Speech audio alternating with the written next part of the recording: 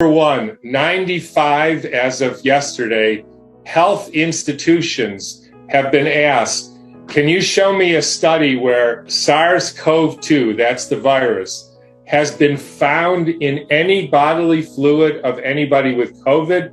In writing, they say no. Then there's like the Pasteur Institute, the Robert Koch Institute, the CDC, all have said no. All the virologists who write papers saying isolation of SARS-CoV-2, if you ask them in writing, they say no.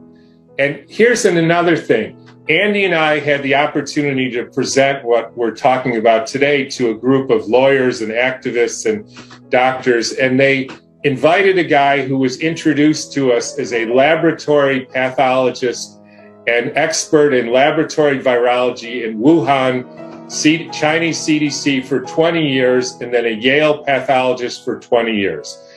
And we asked him, is it possible to see a isolated example of SARS-CoV-2 from any person with COVID? And he said no. And we said, why?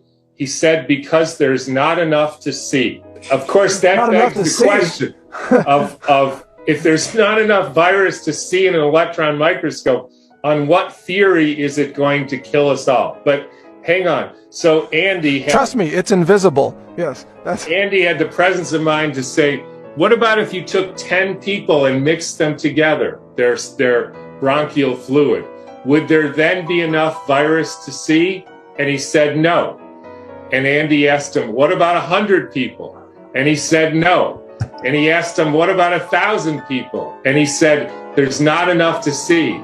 And then we asked him, what about 10,000 people? You mix all their fluid together, would there be enough to see? And he said no. And then he wouldn't answer anymore.